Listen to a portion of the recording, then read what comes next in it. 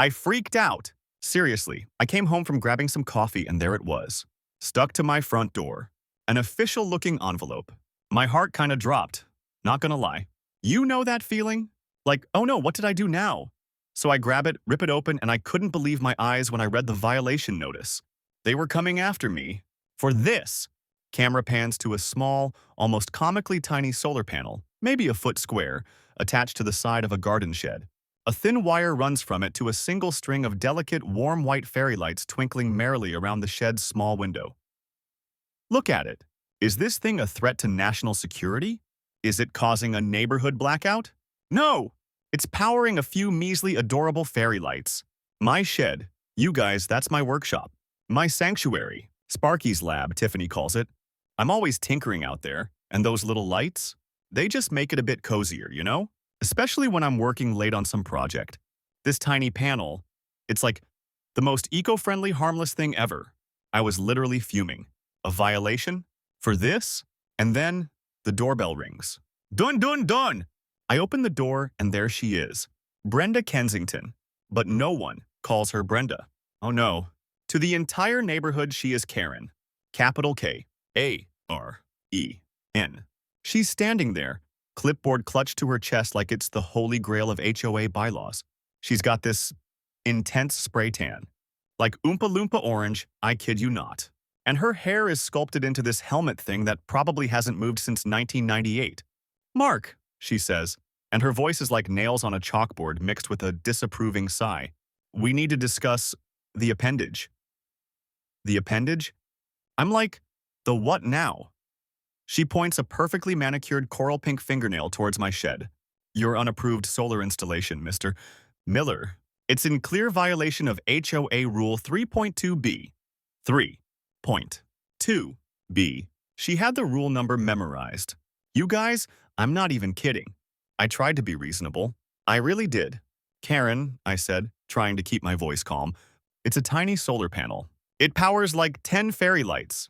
It's practically invisible from the street. She just purses her lips. Oh, that lip purse. It's her signature move. It means she's about to lay down the law. Mr. Miller, she chirps, the rules are the rules. Unapproved exterior modifications visible from the street are strictly prohibited. It doesn't matter if it's powering one light or a disco ball. A disco ball? Seriously? Who even says that? But it's so small. I tried again. It's good for the environment. Isn't that a good thing? Karen puffed herself up. I swear she grew like 2 inches.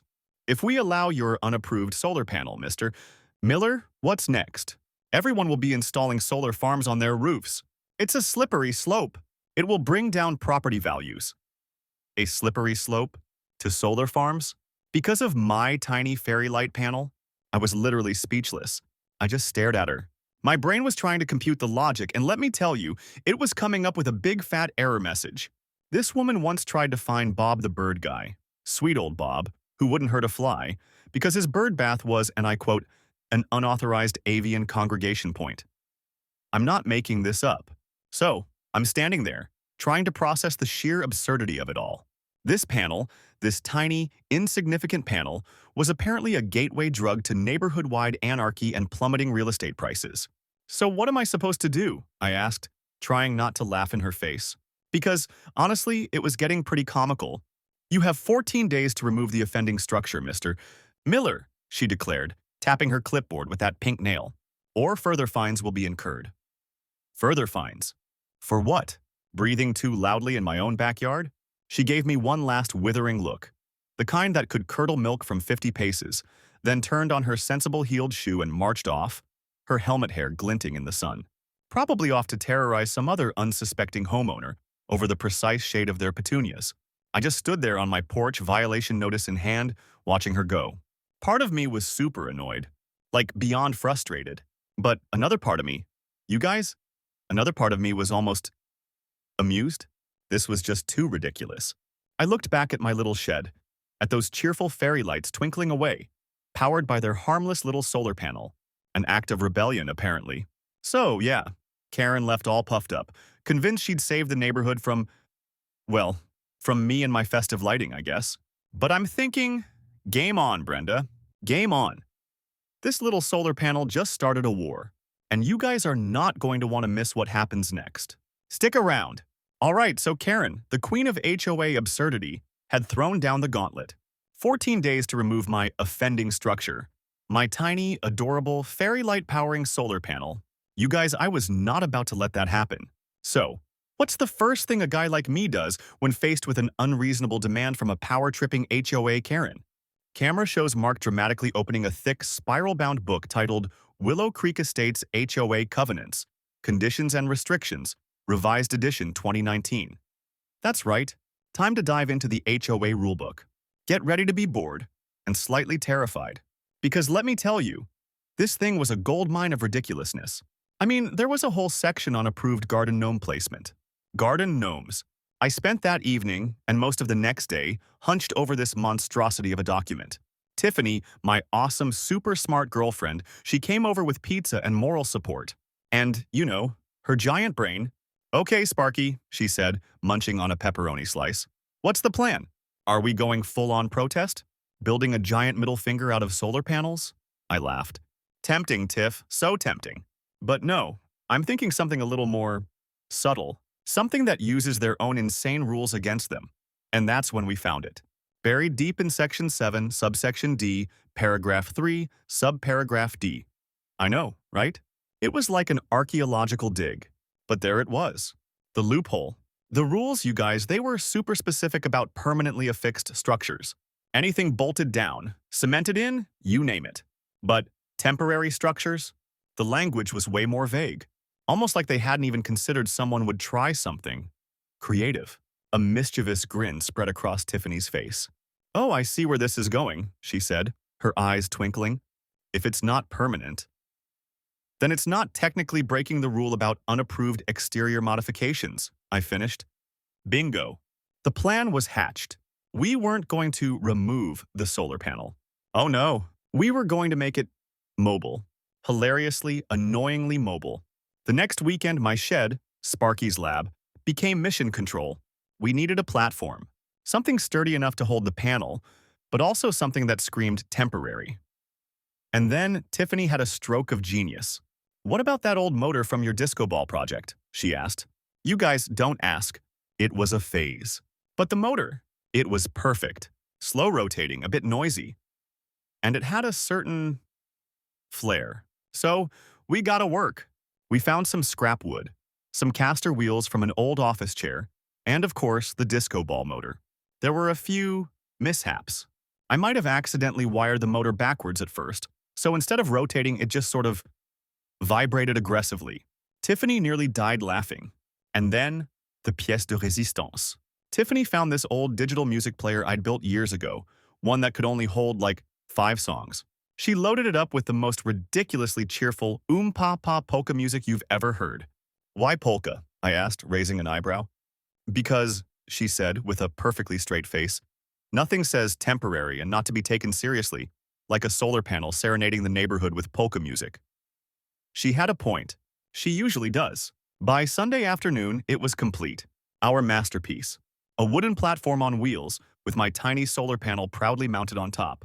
And, connected to the disco ball motor, it slowly, majestically, rotated. All while blasting The Happy Wanderer at a volume that was just under the HOA noise ordinance limit. We checked. Twice. I wheeled it out next to the shed, plugged in the fairy lights, and flipped the switch. It was glorious. The panel spun, the lights twinkled, and the polka music filled the air. It was the most beautifully absurd thing I'd ever created. The next morning, I made sure to be watering my lawn, aka standing there with a hose, waiting, when Karen did her morning power walk patrol. You could set your watch by her, honestly. Right on cue, she came striding down the sidewalk, visor perfectly angled, power walking like she was training for the Olympics. She got to my house and then she stopped, dead in her tracks. Her eyes, you guys, they went wide. Her jaw literally dropped. I could see the Oompa Loompa orange of her tan deepened by, like 3 shades. She just stood there, staring at my rotating, polka-playing solar panel. The music, Roll Out the Barrel, was particularly jaunty that morning. For a full minute, she didn't move, didn't speak, just stared. I could practically see the smoke coming out of her ears. Then, she marched. Oh, she marched. Right up to my fence. "Miller!" she shrieked, and I swear a couple of birds fell out of a nearby tree. What? Yes. That thing? I gave her my most innocent smile. Oh, this? It's just my temporary, mobile, supplemental lighting power source, Karen. Totally compliant with Section 7, Subsection D, Paragraph 3, Subparagraph size. I even winked. Her face. Oh, her face. It was a glorious symphony of rage, confusion, and utter disbelief. This is an outrage, she sputtered. This is a mockery. A mockery of what, Karen? I asked, still smiling. The rules? I'm following the rules. It's not permanently affixed. See? I gave the platform a little nudge with my foot, and it dutifully rolled about 6 inches, polka music never missing a beat. She looked like her head was about to explode. I mean, truly, I was a little worried for her blood pressure. I'll get you for this, Sparky, she finally snarled, using my nickname like it was a curse. This isn't over. This is not over. And then she stormed off, muttering under her breath, her power walk more like a power stomp. The faint strains of Beer Barrel Polka followed her down the street. I stood there, trying not to laugh out loud. Tiffany, who'd been watching from the window, came running out. Oh, my God, she was howling with laughter. Her face! That was priceless, I grinned. Round 1 to Team Sparky, I think. Karen was fuming, but there was nothing she could do. Yet, the panel was technically compliant, but I knew this was just the start of the really annoying stuff. And you guys, I was just getting warmed up. Wait till you see what we cooked up next. Okay, so my rotating, polka-blasting solar panel was a hit, at least with me and Tiffany. Karen? Not so much. She was giving me the evil eye every time she power walked past, which was like 5 times a day.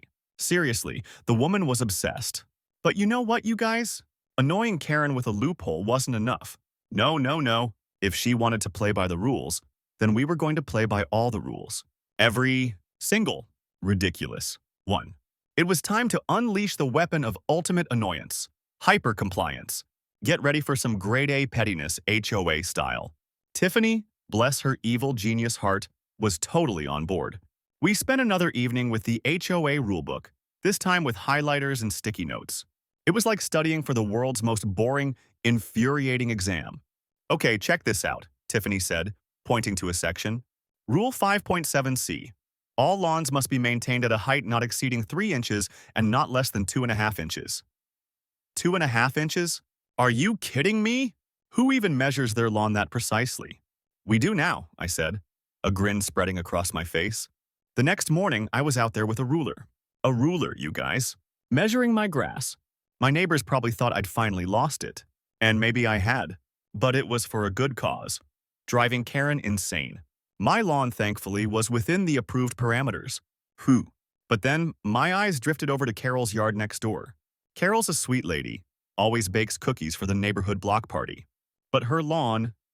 Oh, Carol. There it was. A single solitary dandelion, probably 3¼ inches tall. A clear violation. I felt a little bad, honestly. But war is war. So, I took a picture, documented the infraction, and sent a very polite, very formal email to the HOA Architectural Committee, aka Karen, complete with photographic evidence. Subject line: potential violation of Rule 5.7c, dandelion anomaly. The next day, another email. This time it was about Mr. Henderson's slightly faded house numbers. Rule 12.4a clearly stated, house numerals must be maintained in a clearly visible and pristine condition. His were, arguably, more vintage than pristine. Click. Send. Then there was Mrs. Periwinkle's wind chimes. Apparently, according to some obscure subclause I unearthed, any audible decorative element needed pre-approval if it was audible from the property line. Hers definitely were. Ding ding ding went the email to Karen. Oh, and my personal favorite, the mailbox. Rule 8.1b. Mailboxes must be maintained in the officially sanctioned HOA color. Desert beige, Pantone shade, 7527U. My mailbox was... Well, it was a perfectly normal black mailbox. But was it desert beige Pantone shade 7527U? Nope. So, off to the hardware store I went. You guys, have you ever tried to find a specific Pantone shade of beige paint? It's a nightmare. But I was committed. I got the paint, a tiny little sample pot, and meticulously painted my mailbox that exact, hideous, washed-out beige. It looked awful, like something that had been sun-bleached for a decade. But it was compliant. I even sent Karen a photo just to be helpful. Mailbox color compliance achieved. The HOA office, which was basically Karen's spare bedroom, started getting flooded with these reports. My reports. Each one perfectly documented, citing the specific rule and subsection. Poor Mr. Abernathy, the HOA president, looked completely bewildered at the next HOA meeting. He's a nice enough guy, really, just easily flustered. And Karen? Oh, Karen was not happy. The meetings, which were usually just Karen droning on about paint swatches, devolved into utter chaos. People were yelling, pointing fingers, demanding to know why they were being fined for having a garden hose coiled incorrectly. That was one of mine, Rule 6.3F. Hoses must be stored in a neat and orderly fashion, preferably on a designated reel. Karen's face was getting redder and redder with each new complaint. Her perfectly sculpted hair even looked a little frazzled. She was trying to maintain control, but it was like trying to herd angry, rule-obsessed cats. These trivial reports are wasting everyone's time, she'd shriek. And I'd just pipe up, all innocent like, but Karen, aren't we just trying to uphold the standards of the community? The rules are the rules, right? The lip purse she gave me could have cracked concrete. Even Bob the bird guy got in on the action, sort of. I'd given him a heads up, of course. I wasn't going to report Bob for his unauthorized avian congregation points. But he started helpfully pointing out Karen's own tiny infractions to her, like the fact that her prize-winning rose bushes were technically encroaching on the sidewalk by, like, half an inch. Oh, the look on her face when Bob mentioned that one. Priceless. The HOA was in complete disarray. Karen looked like she was about to explode. She was snapping at everyone. Her spray tan seemed to be flaking under the pressure. It was beautiful, in a chaotic, petty kind of way. But then, one evening, Bob the bird guy shuffled over while I was meticulously edging my driveway. Rule 7.1a. Driveway edges must be maintained in a neat and debris-free condition. He leaned in conspiratorially, birdseed dusting his shoulder. "Sparky," he rasped, looking over his shoulder even though no one was there. "Be careful. Karen, she's plotting something."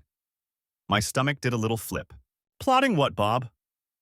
"Don't know the details," he said, shaking his head. "But the birds, they hear things. And they told me she was on the phone talking about getting you for good. Said something about an inspection and making sure Miller pays." Uh-oh.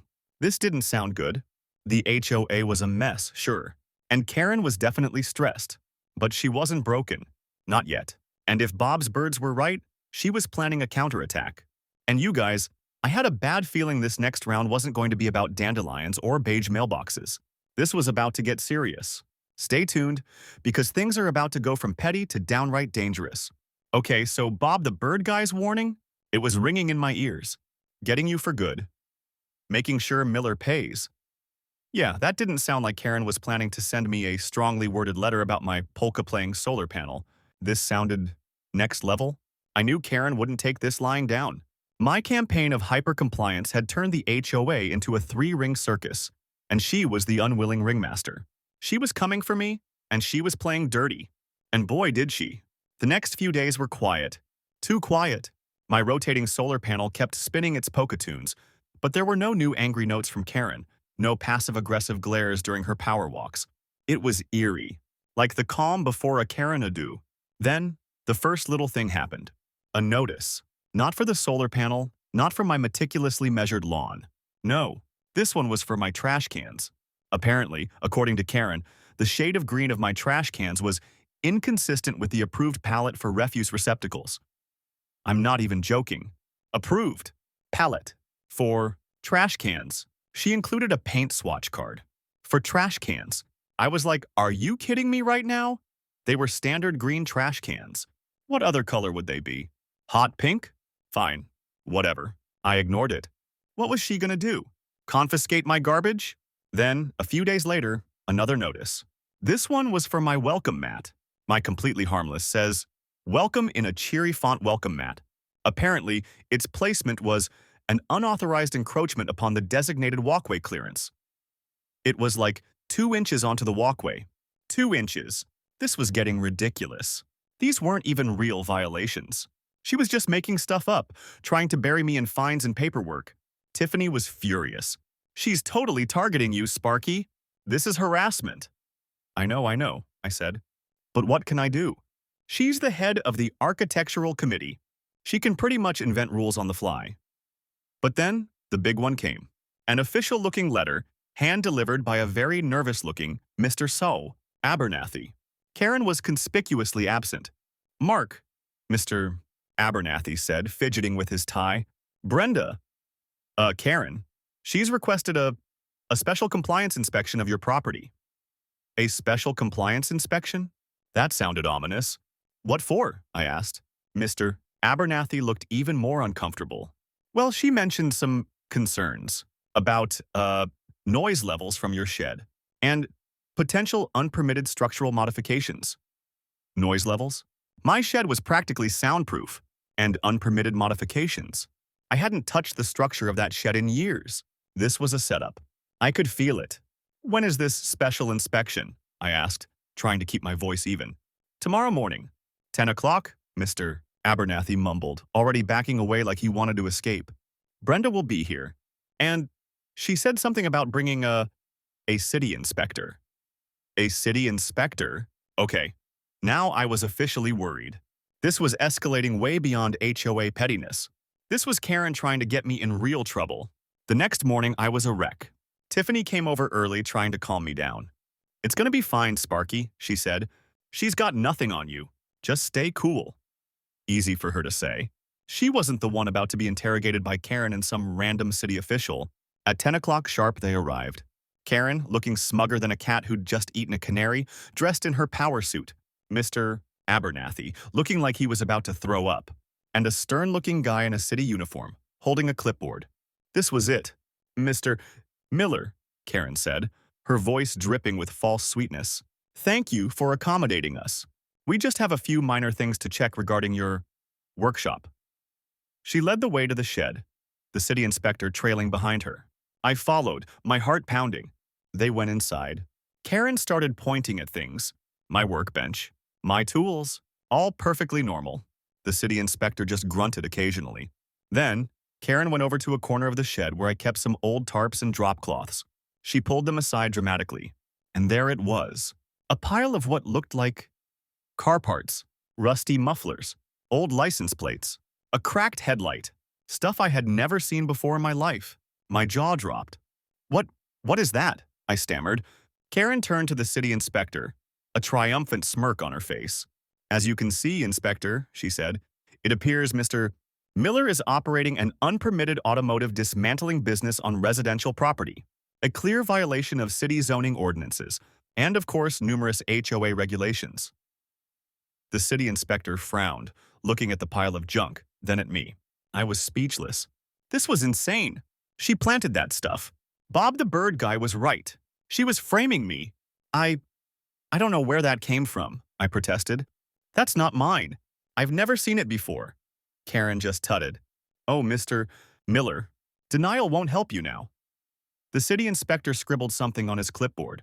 "Operating an unlicensed business from a residential zone is a serious offense, son," he said, his voice grim. And then, Karen delivered the final blow. "I'm afraid, Inspector," she said, pulling out her phone. Given the severity of this, I felt it was my duty to also inform the police. The police? Before I could even process what was happening, 2 police officers walked up my driveway. Karen had called them before the inspection even started. She knew what she was going to find. I tried to explain. I pleaded.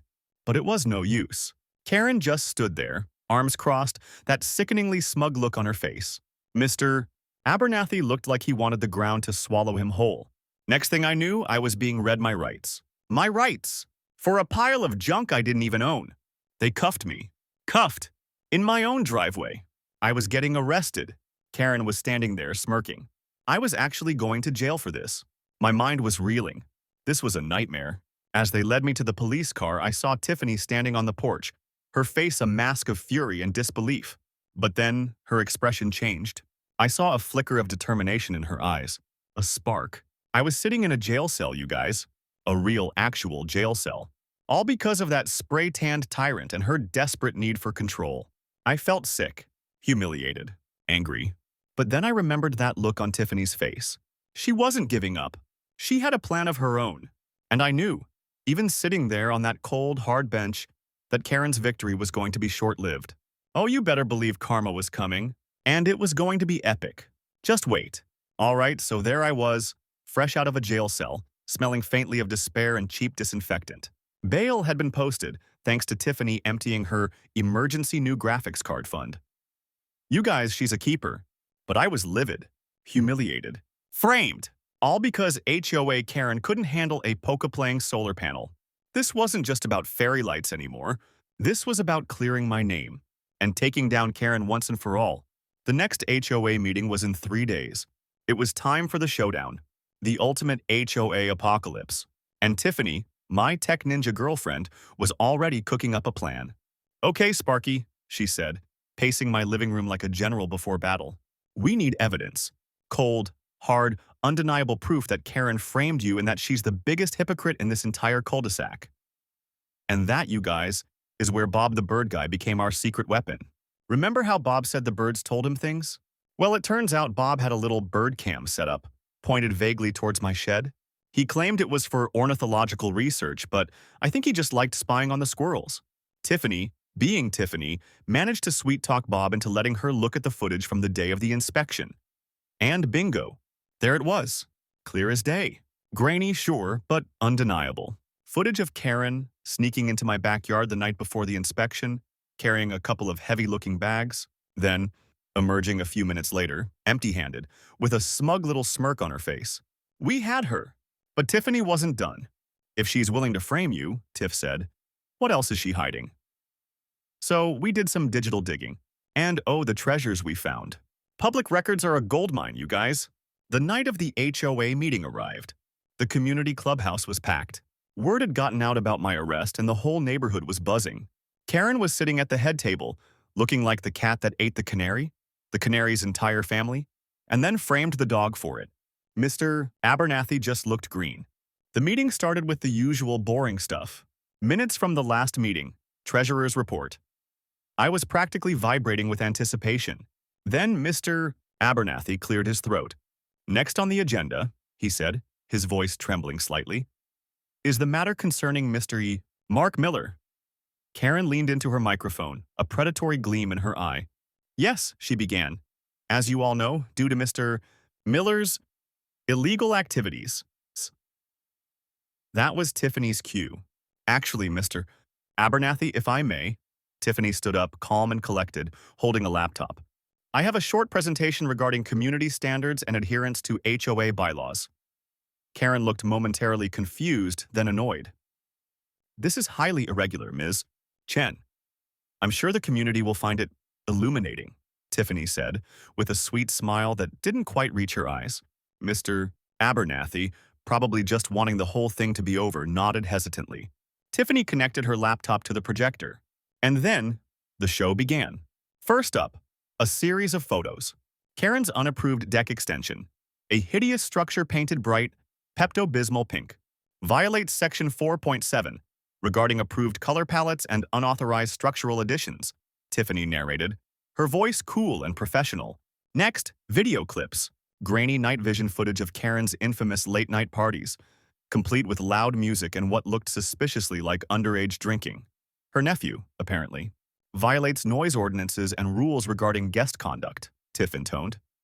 Then, a photo of Karen, caught red-handed by a neighbor's security camera, watering her prize-winning roses with a sprinkler during a strict county-wide water ban. The gasp from the audience was audible. Karen was sputtering. This is an invasion of privacy. This is slander. Just documenting potential bylaw infractions, Brenda, Tiffany said, her voice like ice, much like you're so fond of doing. And then, the grand finale. Bob the bird guy, looking like a tiny, indignant gnome, shuffled to the microphone. I saw her, he declared, his reedy voice surprisingly strong. I saw Karen sneaking into Sparky's yard, planting that junk. My birdie cam saw it all. He even held up a slightly blurry printout from his birdie cam showing Karen skulking near my shed. The room erupted. People were shouting, pointing. Karen's orange tan had gone a sort of mottled gray. Tiffany then played the audio. The cherry on top. A recording, crystal clear, from a tiny microphone Tiffany had discreetly attached to Bob's bird feeder, which, conveniently, had a direct line of sight to Karen's back patio where she took all her important calls. It was Karen, on the phone, a few days before my arrest. "Well, yes, I've got it all planned." Karen's voice echoed through the clubhouse. "Abernathy will fold, he always does.